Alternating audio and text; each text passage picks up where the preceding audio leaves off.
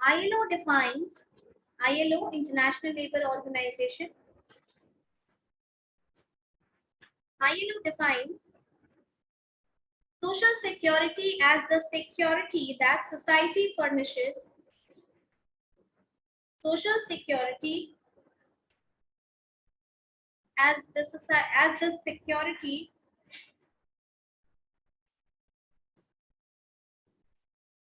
which the society furnishes. Ma'am repeat कीजिए ना. ILO defines social security as the security that society furnishes. जो society देती है, society furnishes through appropriate organization, through appropriate organization, through THROUGH, through appropriate organization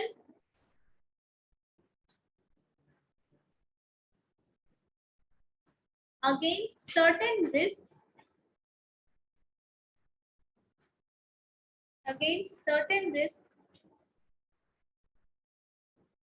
to which its members are exposed. Certain risks to which, I don't know which में, बाकी मुझे सुनाई नहीं देता. I'll repeat it ना. To which its members are exposed. I'm repeating. ILO defines social security as that security that society furnishes through appropriate organization against certain risks to which its members are exposed. International Labour Organization.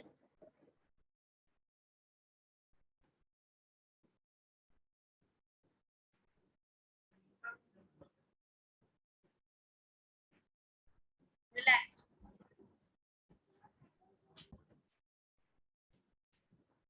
These contingencies can't be faced by the individuals. इसी में लिखो, continue करो. These contingencies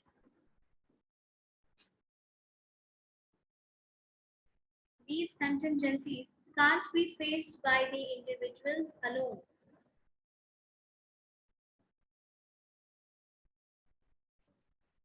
Can't be faced by the individuals alone.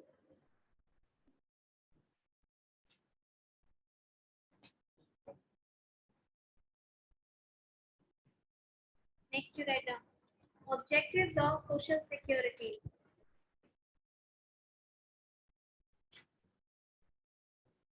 Objectives of social security. Point number 1.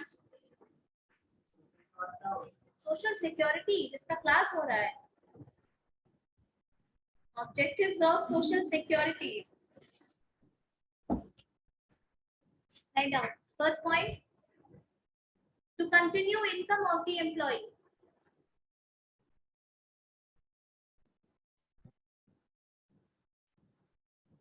To continue income of the employee.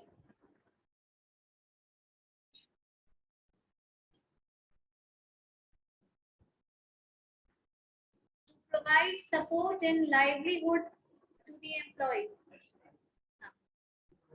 To provide support in livelihood to the employees.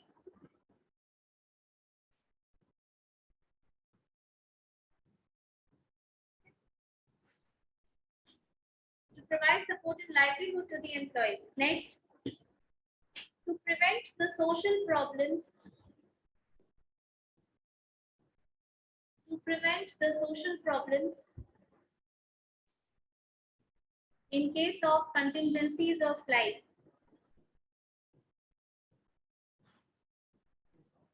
Contingencies, CONTINTENTIES.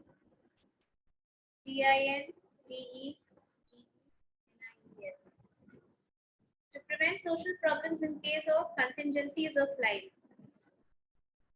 Bracket में लिखो. Robbery, Contingency for ma'am. Robbery, to prevent social problems in case of contingencies of life. Bracket में robbery, चोरी करना. Prostitution, louder. No, नहीं नहीं, तुम जो बोल रहे हो वो सही है, वो सोशल असिस्टेंस के केस में दिया जाता है. चलो लिखो. Robbery, prostitution, trafficking, etcetera.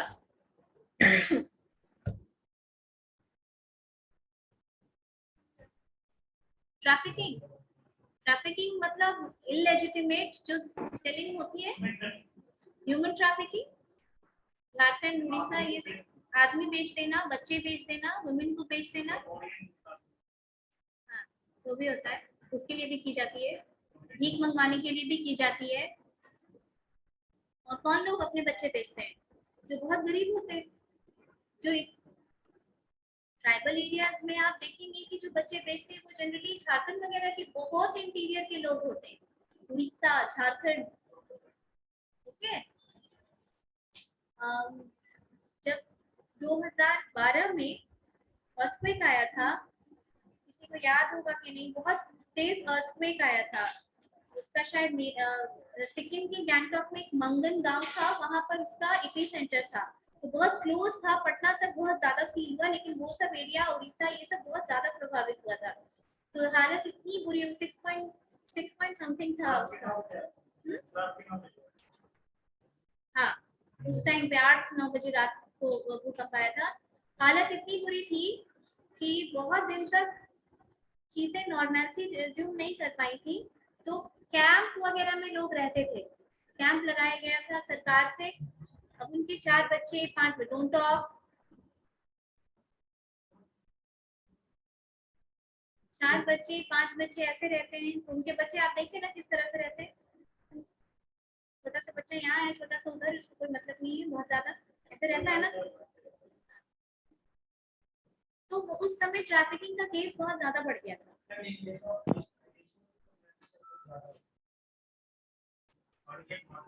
Yes, देखो ट्रैफिकिंग बहुत. नेक्स्ट पॉइंट लिखो. full utilization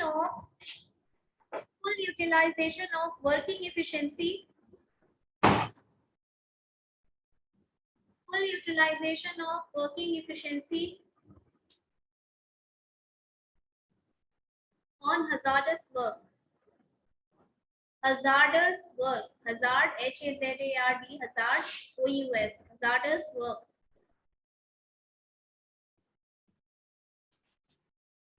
Full utilization of working efficiency on hazardous work. Next, to retain workers at work.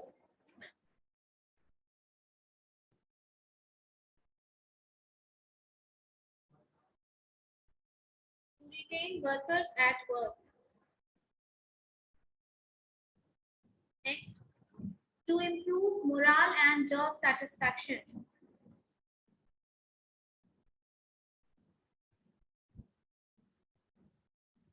To improve morale and job satisfaction.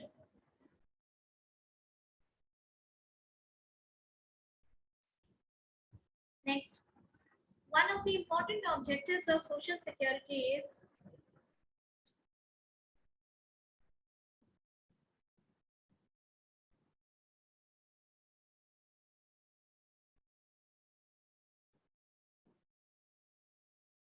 one of the important objectives of social security is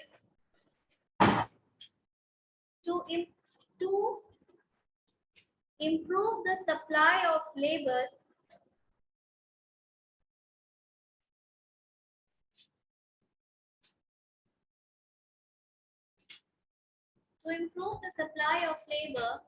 on unhygienic work. Unhygienic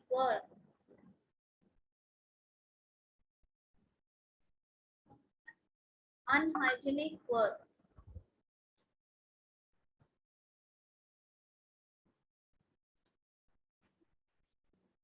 due to social security,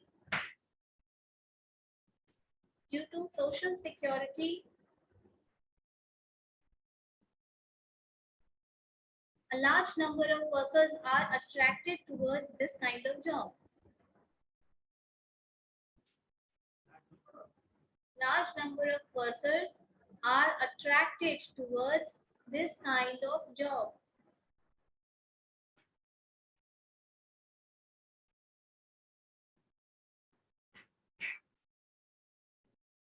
A large number of workers are attracted towards this kind of job.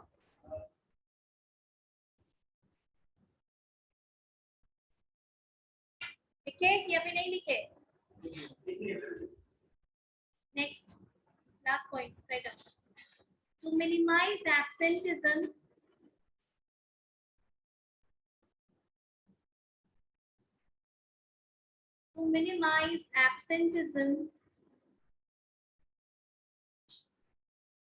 and labor turnover.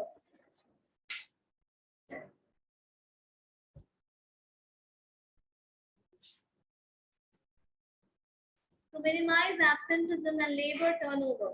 ठीक है? अब आप लोग एक एक करके points बताते जाइए, एक्सप्लेन करते जाते हैं. What is the first point?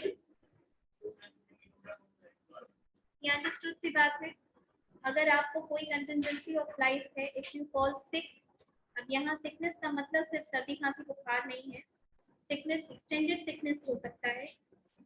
It could be cancer, it could be TB, it could be dengue, जिसमें मलेरिया, जिसमें कि बहुत लंबा टाइम सिकनेस प्रोलॉन्ग कर सकता है.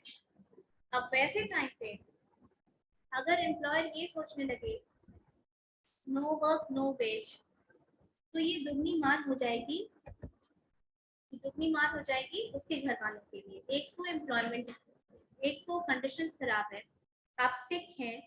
The second thing is one you are sick, second your working capacity is reduced, and third that you are getting reduced amount of pay. So to continue income under that circumstance is the primary function of social security. ऐसा नहीं है कि organisation में कोई involve हो, कोई काम कर रहे हो और ऑर्गेनाइजेशन में कोई इन्वॉल्व हो, काम कर रहे हो, और अगर उनको कोई सीरियस इलनेस हो जाए, ट्रीटमेंट है, दिल्ली जाना पड़े या यहीं पर नहीं जा सके, तो उनका पे डिडक्शन हो. सो एक कंटिन्यूड इनकम रहती है, तो थोड़ा सही रहता है कि उस टाइम पे सपोर्ट मिलता है. प्राइवेट और देखो अच्छे ऑर्गेनाइजेशंस में ऐसा होता है जहाँ पेड लीव्स का प्रोविजन है. बहुत जगह अनपेड लीव्स भी होता है, अनपेड लीव्स. ओके, तो वहां पर नो वर्क नो वेज का कॉन्सेप्ट लगता है. Next, to provide support in livelihood to the employee. Obviously, when your income is continued, what happens is that your source of livelihood, यानी आपकी आजीविका का साधन मेंटेन्ड है, तो ये डर नहीं होता है, आप इनसिक्योर फील नहीं करते हैं, राइट? या आप बीमार भी हैं तो यू डोंट फील इनसिक्योर कि टूटा हुआ हाथ लेके भी मुझे ऑफिस जाना है क्योंकि मेरा सोर्स ऑफ इनकम इंटरप्ट हो जाएगा. Next, to prevent the social problems in case of contingency of life. Okay. Robbery. आप लोग थोड़ा सा अपना डायमेंशन को डाइवर्सिफाई कीजिए. सोसाइटी में रहते हैं, अब ये सोच के बताइए कि अगर क्या अनएम्प्लॉयमेंट सिर्फ एक डेटा है गवर्नमेंट के लिए? Is unemployment merely a data, a figure for government? It's a problem. How many types of problem? बहुत टाइप का अनएम्प्लॉयमेंट होता है, ठीक है? एम्प्लॉयमेंट का भी बहुत सारा टाइप होता है अनएम्प्लॉयमेंट का. उसमें से एक चीज बस आप अपने सोच के बताइए कि जो लोग अच्छे फैमिली से होते हैं, वेल टू डू फैमिली से, उनको अनएम्प्लॉयमेंट, एक तो अंडर एम्प्लॉयमेंट भी होती है कि आप बहुत पढ़े लिखे हैं और आपको नौकरी है ही नहीं, इसलिए उससे नीचे की नौकरी लेनी पड़ती है, उससे भी फ्रस्ट्रेशन कॉज होता है, लेकिन एटलीस्ट एक सोर्स ऑफ इनकम मेंटेन्ड है, हालांकि उसके लिए वो एक बहुत बड़ा प्रॉब्लम है.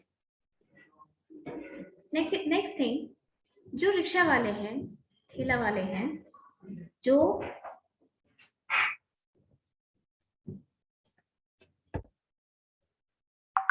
So unemployment is not just a figure for the government. There are a lot of other aspects to it. There are various dimensions to it. अगर बहुत नीचे तबके के सोसाइटी के लोगों को आप एम्प्लॉयमेंट नहीं देंगे, एम्प्लॉयमेंट तो नहीं ही दे रहे हैं, अगर असिस्टेंस भी नहीं देंगे, पढ़ाएंगे हम कि इंश्योरेंस और असिस्टेंस में क्या होता है। असिस्टेंस भी टाइप ऑफ सोशल सिक्योरिटी, ये सब सुना है ना कि अनाज गेहूं ये सब दिया जाता है, सरकार देती है। इंदिरा गांधी विधवा पेंशन योजना ये सब देती है। 40 साल से ऊपर की जो विधवा औरतें हैं समाज में, जो नीचे है, बहुत गरीब है, उनको 300 रुपए पर महीने का ऐसे मिलता है। असिस्टेंस भी अगर आप नहीं देंगे तो क्या होगा? फैमिली है, भूख लगेगी, बेरोजगारी होगी बहुत ज्यादा, तो वो चोरी करेंगे ही करेंगे ना चोरी। पैसा तो चाहिए और कोई पैसा फ्री में देता नहीं, तो फिर पैसा आएगा कहाँ से? एम्प्लॉयमेंट आप दे नहीं रहे, असिस्टेंस आप दे नहीं रहे। They'll start doing this robbery. Women can be put into prostitution as a means of money. Child trafficking भी इसका एक जरिया बन सकती है, ठीक है। डकैती समाज में बढ़ सकती है, भिखारी भी बहुत बढ़ सकता है, होगा ना, भीख मांगना शुरू कर देंगे लोग, ये भी अच्छा नहीं है। जैसे लक्षद्वीप वगैरह, वहां पे आपको भिखारी नहीं मिलेंगे। वो स्टेट इतना ऐसे कमा खाता है, ऑल्दो यूनियन टेरिटरी है, बहुत कम आबादी है, but as per the last data recorded सिर्फ एक भिखारी मिला था वहां पर रिकॉर्ड में, ठीक है, सिर्फ ओनली वन। हमारे यहाँ तो भरे पड़े हैं, हम ये कैसे बता सकते हैं, ठीक है। तो समाज की सिर्फ कोई भी चीज इकोनॉमी का सिर्फ एक डेटा नहीं होती है, इसको आप सामाजिक पृष्ठभूमि से भी जोड़ करके देखते हैं कि इसका समाज पे क्या इम्प्लीकेशन बनेगा। इसीलिए सरकार सोशल सिक्योरिटी देने का क्या मतलब है और क्यों देना है? सोशल सिक्योरिटी नहीं देगी सरकार तो क्या होगा? नहीं कमाते हो तो मत कमाओ, लेकिन ऐसा नहीं है। ये हमारे संविधान में, हमारे इंडियन कॉन्स्टिट्यूशन में आर्टिकल 41 में मेंशन्ड है कि हमें the government should work for the welfare of its people, ठीक है। सोसाइटी में आपको वेलफेयर करना है, ऐसा नहीं कि सिर्फ आप काम के प्रति रहेंगे, जो काम करेंगे वो। वेलफेयर में ये भी आता है कि कोई समाज में विकलांग हो गया, मान लो विकलांग हो गया किसी तरीके से, और उसको आप कोई हेल्प नहीं दे रहे, वो अब पैसा कमाएगा कैसे? चोरी करेगा ना, पैसा तो चाहिए। हर विकलांग अलग अलग तरीके का होता है ना, विकलांग अलग अलग तरीके का। लेकिन सरकार क्या करती है? सरकारी अस्पताल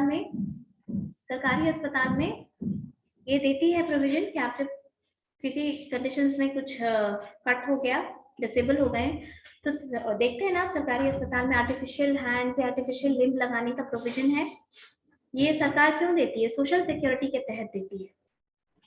for example I tell you, उसको पैसा तो चाहिए, तो पैसा कहाँ से लाता? किसी गलत मीन्स में भी पड़ सकता है, राइट। जो बच्चे बेचे जाते हैं जनरली, आपको बहुत ट्राइबल एरिया के बच्चे मिलेंगे, बहुत उड़ीसा, झारखंड, उसके भी इंटीरियर जहाँ सुबह खा लिया तो पता नहीं कि शाम को कुछ खा पाएंगे कि नहीं। वैसे जगह के लोग जिनको पता है कि हम 4 दिन 5 दिन कोई सोर्स ऑफ इनकम नहीं है, कुछ नहीं है, वो फिर इस तरीके के काम में इन्वॉल्व होते हैं कि वो वहां पर नौकर रहेगा, कहीं कुछ पैसा उसके घर वालों को दे दिया जाता है बेच के। समझ में आ रही है बात? तो ये सामाजिक बुराई को भी बढ़ावा देता है। और तुमने जो असिस्टेंस बोला था, अर्थक्वेक हाँ मिलता है, बाढ़ में, आपदा में, किसी भी तरीके की आपदा में सरकार देती है ना आपदा पीड़ित के लिए, हमारे टैक्स से कटता है, हमारे टैक्स से वो पैसा दिया जाता है। कोविड में हाँ वो असिस्टेंस है, जरूरी है, उनका सोर्स ऑफ इनकम पूरा खत्म हो गया तो वो खाएंगे पिएंगे कहाँ से? Next point, full utilisation of working efficiency on hazardous work. देखिए, जब आप फैक्ट्रीज की बात करते हैं ना, जैसे बगल में कोको कोला है, यहाँ पे ऐसा है क्या कि बहुत अच्छे कंडीशंस में काम होता होगा, काम हो रहा है, फैक्ट्री है, कोल्ड ड्रिंक बन रहा है, गैस बर्नर होगा, गैस पाइप, गैस चैम्बर तो होगा ही, इक्विपमेंट्स होंगे, मशीन होगी जिस पे बनता होगा, राइट। सेफ्टी इंजीनियर्स होंगे वहां पर। क्यों होते हैं सेफ्टी इंजीनियर्स? इसीलिए because this work is very risky, hazardous. और ये तो हम आपको कह रहे हैं तो आपको शायद समझ पाना कितना मुश्किल है। आप इमेजिन कीजिए कि जो केमिकल फैक्ट्री होती है, एसिड की फैक्ट्री, आखिर केमिकल्स तो बनता है किसी कंपनी में, फैक्ट्री में ब्लीचिंग पाउडर बनता है, सल्फ्यूरिक एसिड बनता है, नाइट्रिक एसिड बनता है ना। There was this case, there was steel factories, Jindal steel, Tata steel, ये सब क्या होता है? ये सब बहुत बहुत यानी हजारों टेम्परेचर पे फर्नेस चलता रहता है, ब्लास्ट फर्नेस। देखा है ना, safety equipments and helmets and everything, safety measures लेकर के तब इंजीनियर्स काम करते हैं वहां पे। और मशीन इतनी फास्ट चलती है कि अगर उस मशीन को टर्न ऑफ किया जाए, बंद की जाए मशीन को, तो उसको बंद होने में 5 मिनट कम से कम लगता है। आप उसका इंटेंसिटी समझ सकते हैं कि किस इंटेंसिटी से वो घूमती है या चलती है मशीन। उसको बंद होने में 5 मिनट लग जाता है, उससे ज्यादा भी। तो कितना भी सेफ्टी मेजर्स दिया जाए, कितनी भी बातें बताई जाए, कितना भी सेफ्टी इक्विपमेंट्स दिया जाए, हजार की बहुत बड़ी पॉसिबिलिटी होती है वर्क प्लेस में, कुछ ज्यादा। तो वहां पर अगर सोशल सिक्योरिटी नहीं दी जाएगी कि अगर डेथ हो गया तो उसका कॉम्पेंसेशन फैमिली वालों को नहीं मिलेगा, तो क्या कोई नीडी आदमी काम कर पाएगा? कम से कम डीप डाउन इनसाइड उसको ये पता तो होता है कि अगर मुझे कुछ हो गया, there be money taking care of my family, right. Next point, लिखा हुआ है कि to retain workers at work place, क्योंकि सोशल सिक्योरिटी का पैसा बेनिफिट कितना मिलेगा ये डिपेंड करता है आपकी लेंथ ऑफ सर्विस पे। जितना ज्यादा आप काम करेंगे उतना ज्यादा मिलेगा पैसा। Next, obviously if you are feeling, आप समझ सकते हैं, आपका मॉरल नहीं है, वो मोराल है, ठीक है। मोराल का मतलब overall what you think of the organisation, ठीक है, वो भी आता है। तो आप अगर सेटिस्फाइड हैं, काम कर रहे हैं, और आपको ये सिक्योरिटी दी जा रही है, आप इनसिक्योर नहीं हैं अपने नेचर ऑफ वर्क को लेकर के, तो आप एटलीस्ट सेटिस्फाइड रहेंगे, आप काम कर सकेंगे, आपकी पूरी एफिशिएंसी यूटिलाइज हो सकती है। आपके घर में अगर कोई बीमार रहेगा, मम्मी या पापा, गॉड फॉरबिड, बट कभी कुछ ऐसा होता है, क्या क्लास करने में मन लगेगा? सारा टाइम आपका ध्यान वही रहेगा। Same happens with employee. You will be physically present and mentally absent. In that case, it is impossible to utilize your full efficiency. Okay. Next point. Unhygienic work, right? See, जब factory की बात हुई तो hazard work आप समझ गए, लेकिन आप अनहाइजीनिक वर्क से क्या समझ सकते हैं? देखिए, इसका 2-3 चीजें समझिए। फैक्ट्री है, वेस्ट प्लांट होगा, फैक्ट्री का सारा वेस्ट ऐसे ही नहीं बहा दिया जाता है। The companies are supposed to have a waste treatment plant. The waste is treated and then it is disposed of from there. जैसे फार्मास्यूटिकल कंपनी वगैरह में जहाँ स्किन की क्रीम बनती है ना, स्किन की क्रीम, जनरली आपको स्किन की क्रीम में हर जगह सल्फर एक एलिमेंट मिलेगा, ठीक है। जिस डिपार्टमेंट में क्रीम बनती है, जिस एरिया में, वहाँ खड़ा रह पाना मुश्किल है, इतनी स्मेल आती है, इतनी गंदी स्मेल आती है जहाँ क्रीम वगैरह बनती है। तो आप सोचिए, not that cream, not that fragrance वाला क्रीम, आई सेड सल्फर वाली क्रीम, एक्जिमा वगैरह के लिए, स्किन की ट्रीटमेंट के लिए जो क्रीम वगैरह बनती है, हाँ, मेडिकेटेड क्रीम्स, वहाँ पे बहुत मुश्किल है। जो लोग काम करते हैं उनके लिए ही। तो आप सोचिए कि जो लोग उसका वेस्ट डिस्पोज करते हैं उनके लिए कितना मुश्किल होगा, right. There would be toilets and everything that would be clean once in a while, waste clean होता है। और भी कोई कुछ चीज होती है, जैसे कि बहुत बहुत सारी गंदगी फैक्ट्री से निकलती है जो बहुत अनहाइजीनिक होती है, उसका स्मेल बहुत गंदा होता है, और बहुत मुश्किल होता है उसको क्लीन कर पाना। तो अगर उस वर्क पे, और उसमें डेथ भी हो सकती है क्योंकि वो गंदगी बहुत होती है उस टैंक पे अगर आप गिर गए तो it's very difficult to work on those unhygienic work to protect or to attract more number of workers in that work। क्या होता है, सोशल सिक्योरिटी प्रोवाइड की जाती है ताकि अगर कोई एक तो ड्राइव रहे ये करने का, आपको सिक्योरिटी रहती है तो then people are more willing to work. ठीक है, सिक्योरिटी तो मिल रही है ना। ओके, कोई नाइट शिफ्ट क्यों करेगा बताओ? एक्स्ट्रा पेमेंट के लिए। दिन का काम है तो दिन तो नॉर्मल है, आप दिन में नहीं भी सोएंगे तो कोई बात नहीं है, और नहीं ही सोते होंगे, ठीक है थोड़ा थक जाते हैं, बट दिन में सोना कोई जरूरी नहीं है। But to wake up at night is an abnormal thing. Your entire body metabolism will get disturbed. So imagine somebody being in night shift only. So what is the drive behind that night shift? Extra allowance? Of course that allowance should be attractive. Then only someone would be motivated to work in night shift. बस वैसा ही है social security का concept in चीजों के लिए, इन works के लिए। Next point,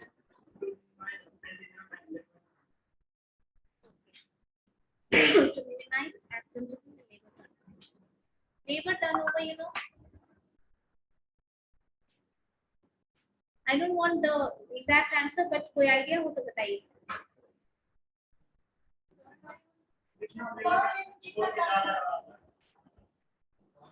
और कॉस्ट आ रहा है, वो बोला एक पॉइंट, ये बोला, तुम बताओ।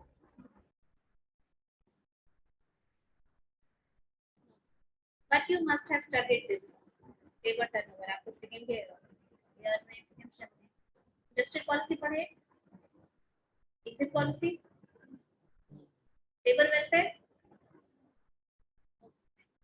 लेबर टर्नओवर का मतलब होता है the number of laborers, वो बहुत करेक्ट बताया बहुत हद तक, the number of laborers leaving the organization in a particular period of time।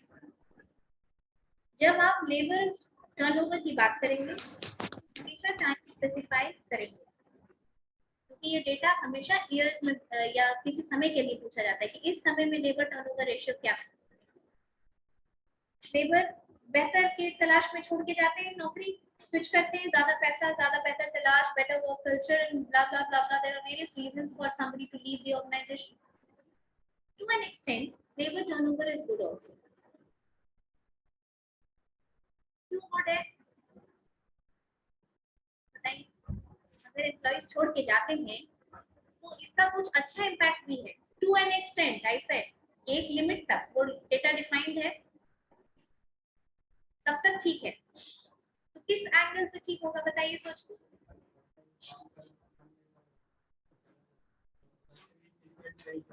अच्छा, हाँ, और तो होंगी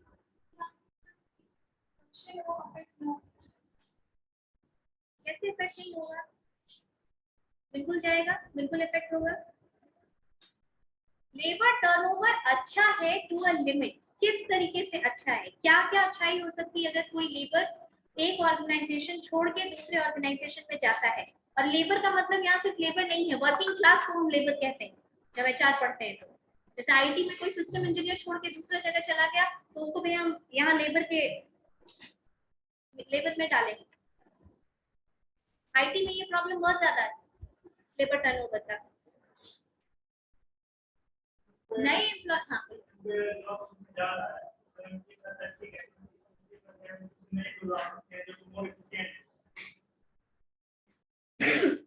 जो कि हो सकता है कि नए स्किल्स के साथ आए। आपके ऑर्गेनाइजेशन में आपने ट्रेन करके रखा है तो आपने जो सिखाया वो तो वही काम कर रहा है ना, लेकिन दूसरे ऑर्गेनाइजेशन से जब वो आएगा, may be he, this is called bringing in new blood, new skills, new method of doing. Managers change होते हैं तो खलबली मच जाती है, क्यों? ही हैज मैनेजमेंट स्टाइल को क्या बोला जाता है? It is an art. Why is this an art?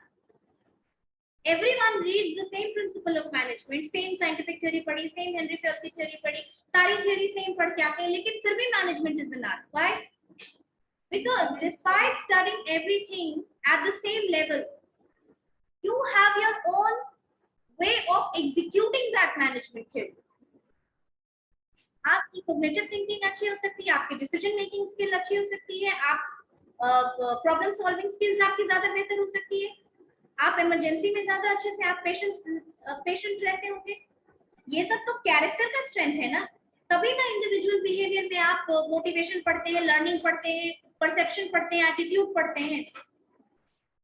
Organisational behaviour में पढ़ते हो ना मोटिवेशन और ये सब. Yes ma'am. क्यों पढ़ते हो?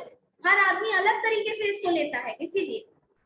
So to an extent labor turnover is good, but after that it is a serious problem for HR.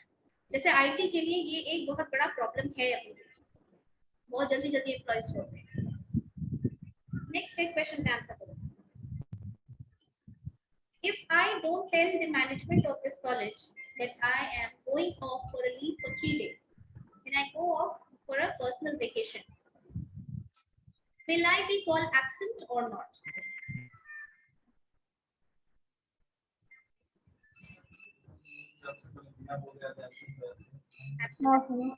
Exception of.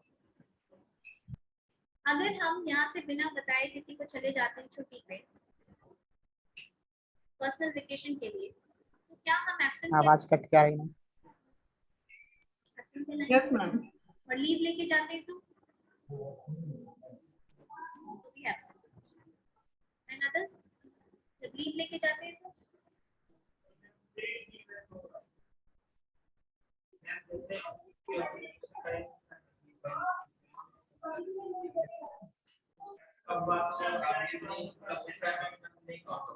अगर उससे ज्यादा नहीं, वो तुम छोड़ो. बस तुम बताओ कि अगर हम लीव लेके जाते हैं तो हम एब्सेंट कहलाएंगे क्या नहीं कहलाएंगे? नहीं होगा. It's true ma'am. करेक्ट. आप एब्सेंट का मतलब ये समझ गए जो स्कूल में प्रेजेंट मैम एब्सेंट मैम होता है रजिस्टर में. एचआर के टर्म्स में ऐसा नहीं होता है. अनअनाउंस्ड जब आप वर्क प्लेस से एब्सेंट रहते हैं, आपने बताया नहीं है कि आप छुट्टी पे जा रहे हैं, आज आप नहीं आएंगे काम पे, तब आप एब्सेंट कहलाएंगे. और अगर लीव लेके जाते हैं, लीव लेके जाने से कितनी सहूलियत है. यहाँ पर सब्स्टिट्यूशन क्लास लगेगा, किसी और टीचर का देखा जाएगा कौन कौन नहीं, श्वेता मैम का क्लास ले लीजिए. अगर हम नहीं बताते तो उनको सब्स्टिट्यूशन लगाने में भी नहीं बनेगा कि मैम आएंगी कि नहीं आएंगी, 15 मिनट लेट हो गया, 20 मिनट लेट हो गया क्लास को. ये सब केओस होगा. स्टूडेंट्स को दिक्कत होगी, मैम लिंक नहीं भेजे, मैम लिंक नहीं आया, किसका क्लास है, क्या है, किसका सब्स्टिट्यूशन. एक बार हो गया था वो केओस. इस तरह का बहुत केओस हो सकता है. तो unannounced absent from the work is called absenteeism, जो कि इंडस्ट्रियल वर्कर्स के केस में बहुत ज्यादा होता है. अगर उनको वर्क प्लेस पे सेटिस्फैक्शन नहीं हो, अगर वो वर्क प्लेस पे खुश नहीं, वो एब्सेंट होना शुरू कर देते हैं. ऐसा करता है वो एक अलग बात है, लेकिन आपके नहीं रहने से आपका काम कौन सब्स्टिट्यूट करेगा वहां, right? If I am teaching, आवाज कट के आ रही है. someone else will not come and take payroll, but will engage the class, right? आप वेकेंट नहीं जाएंगे, आपका ऐसा नहीं लगेगा कि आप आए और आपका दिन वेस्ट हो गया. स्टूडेंट्स को दिक्कत, अथॉरिटीज को दिक्कत, सब्स्टिट्यूशन टीचर्स को दिक्कत. तो एब्सेंटिज्म एक प्रॉब्लम क्रिएट कर देता है वर्क प्लेस पे. और सोशल सिक्योरिटी रहती है तो एब्सेंटिज्म का केस कम हो जाता है. आज यहीं तक रहने दीजिए, नेक्स्ट क्लास में स्कोप बताएंगे. Thank you class.